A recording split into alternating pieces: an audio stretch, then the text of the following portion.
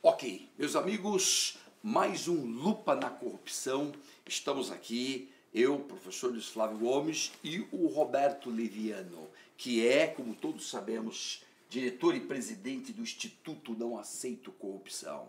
Nós somos do movimento Quero um Brasil Ético. Estamos juntos nesse instante, sobretudo, de dificuldade imensa, porque o ataque agora contra a Lava Jato está medonho. O ataque para acabar com a Lava Jato está intenso. O Instituto Não Aceito Corrupção, deixa eu dar aqui uma notícia para vocês muito legal.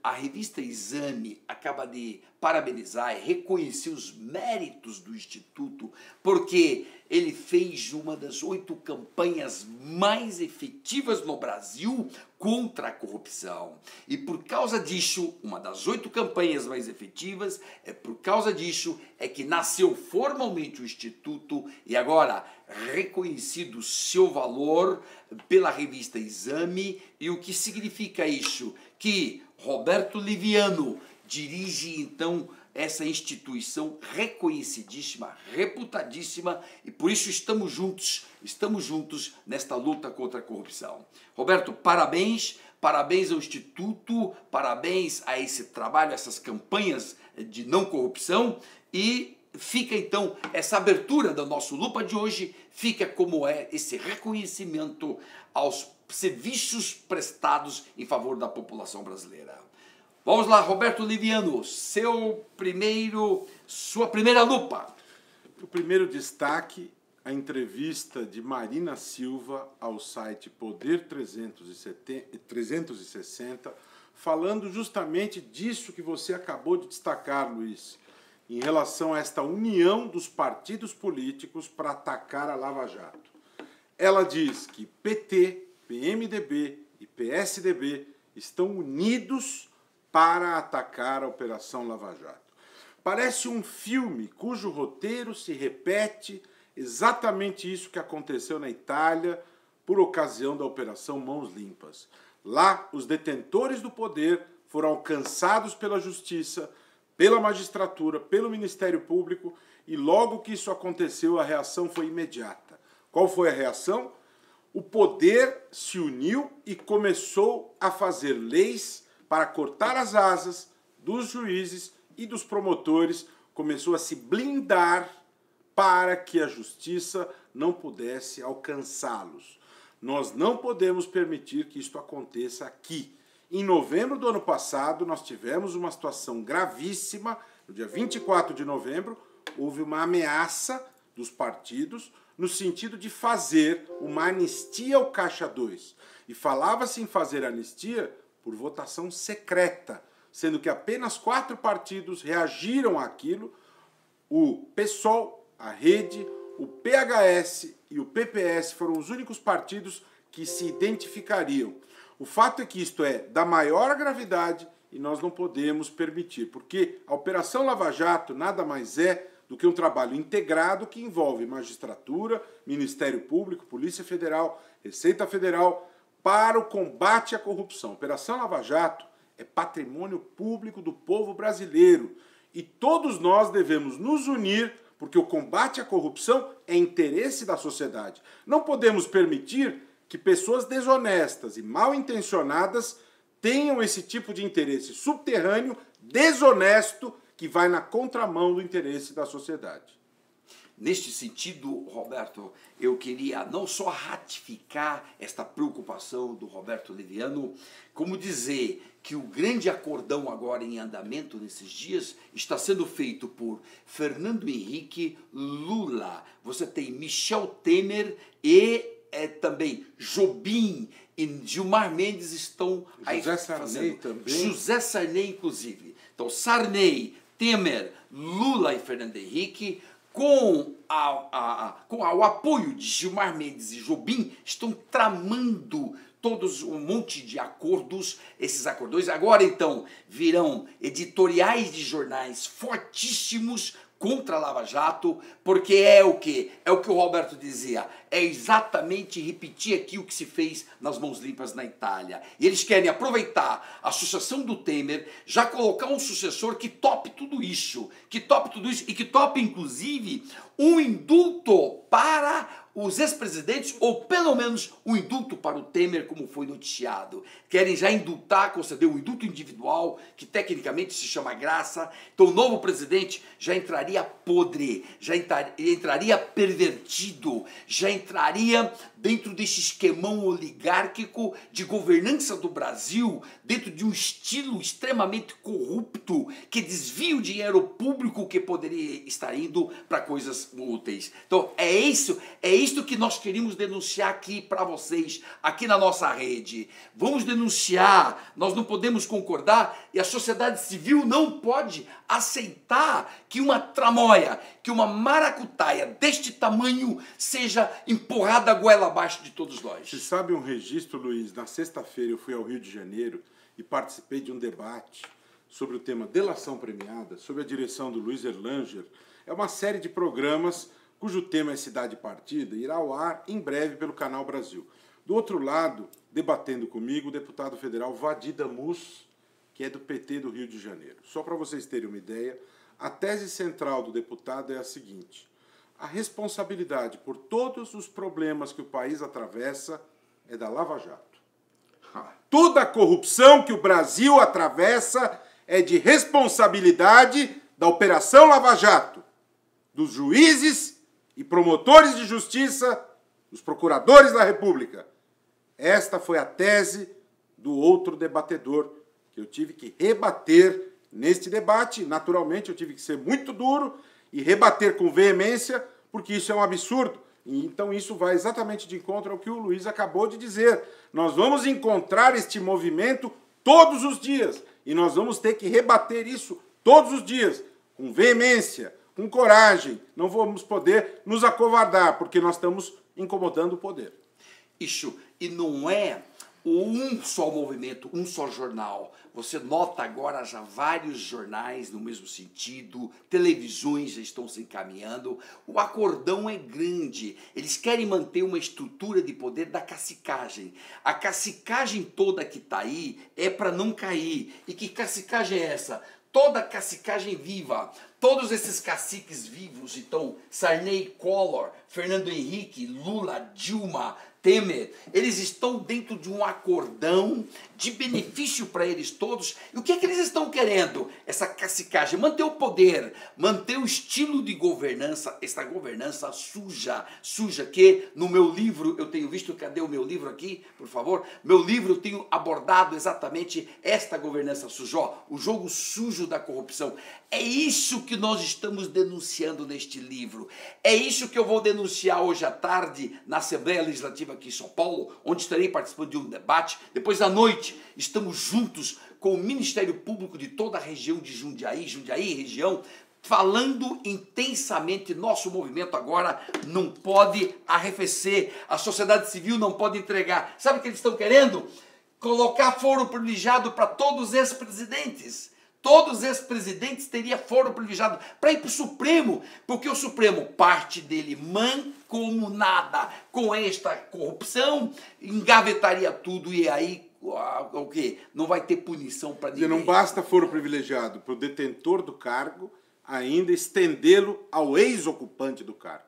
Quer dizer, o fim da picada é inadmissível e você que está nos ouvindo, que está nos vendo, precisa estar vigilante, nós temos que reagir a isso e não podemos admitir. Nós vamos eliminar os privilégios e não estendê-los a ex-ocupantes de cargos públicos.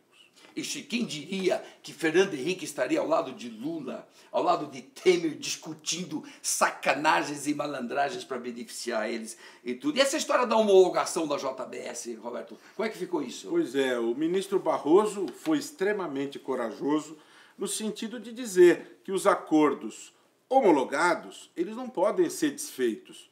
E é verdade, isso é, aliás, um princípio do sistema jurídico, é um princípio do direito. A Constituição consagra a ideia do ato jurídico perfeito, da coisa julgada, do direito adquirido.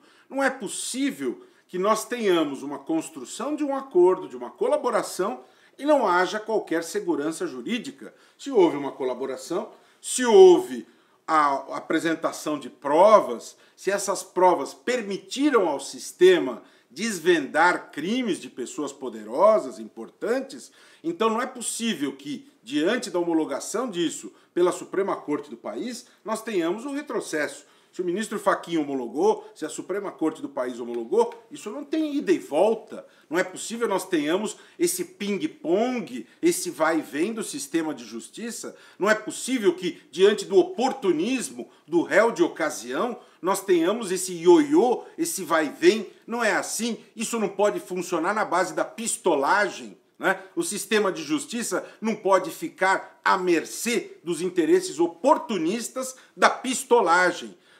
Muito bem colocado pelo ministro Barroso, que honrou a magistratura brasileira, a Suprema Corte, no momento em que houve um acordo de colaboração e esse acordo foi homologado. Esta é uma situação consolidada, nós precisamos dessa segurança jurídica. Aliás, Luiz, como você bem colocou, uma crise grave. E qual é o nosso caminho? É a Constituição. Nós precisamos nos valer da Constituição. E é ela que vai nos ajudar a fazer a travessia. Sem golpes, sem rasgar a Constituição, sem criar novas regras oportunistas para servir aos caciques de plantão.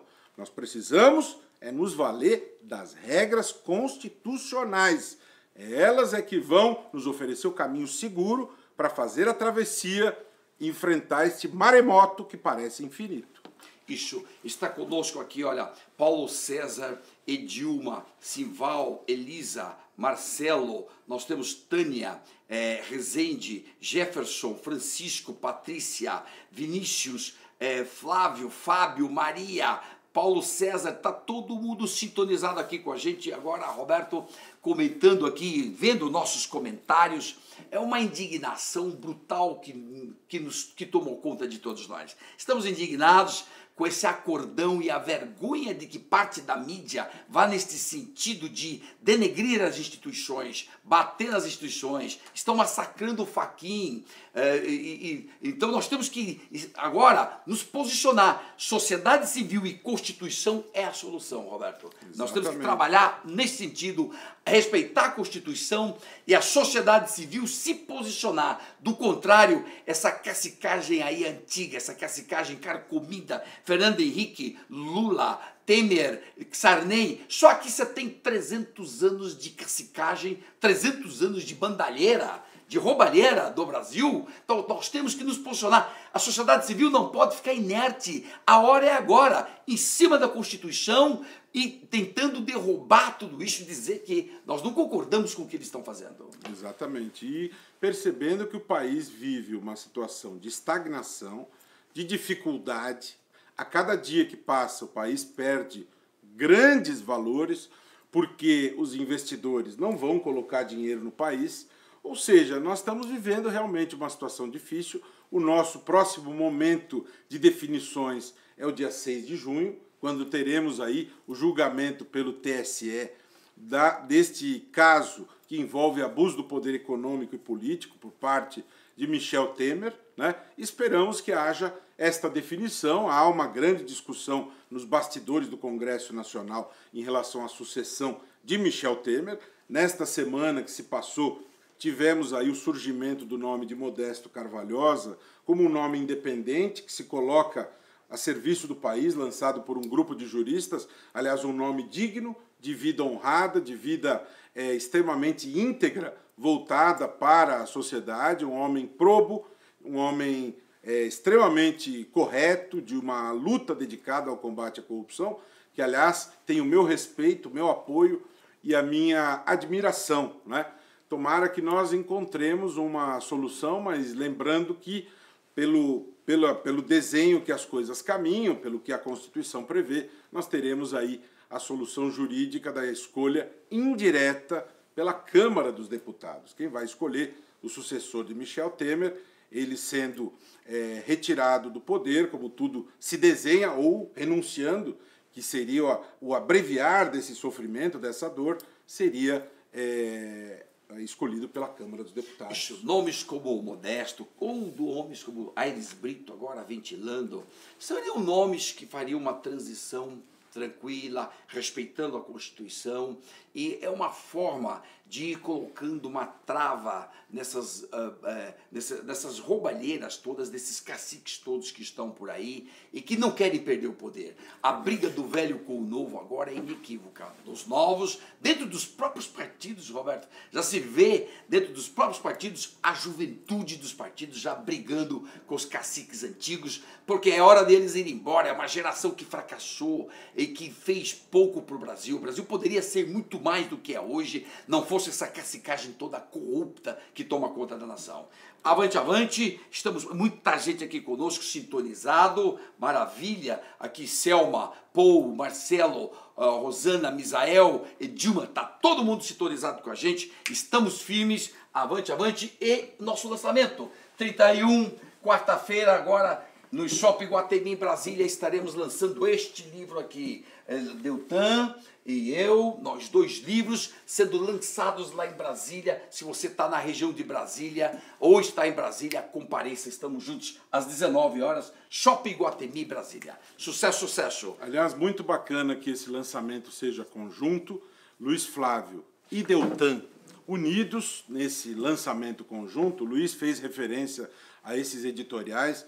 O jornal Estado de São Paulo de hoje lança críticas injustas, pesadas e, a meu ver, desproporcionais ao Ministério Público, chamando os membros do Ministério Público como purificadores da nação, exagerando, e tem havido palavras exageradas, adjetivos lançados de maneira maldosa em relação ao trabalho dos membros do Ministério Público.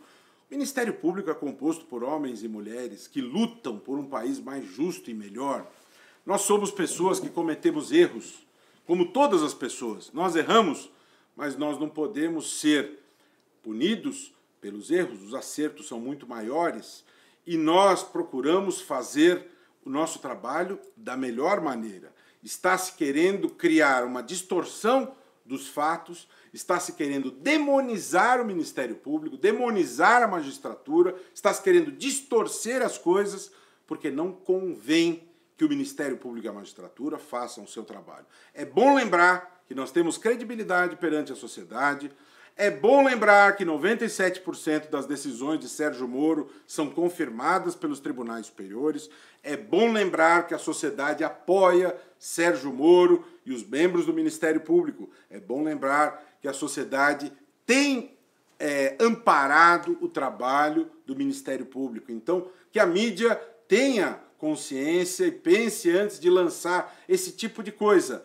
Não há intenção indevida no trabalho do Ministério Público. Quando se detectou um trabalho com desvio de poder por parte de um membro do Ministério Público Federal, ele foi acusado, ele foi preso e houve o corte na própria carne, por mais dolorido que isso seja, porque as instituições têm que ser preservadas. Portanto, fica esse registro importante em relação a isso.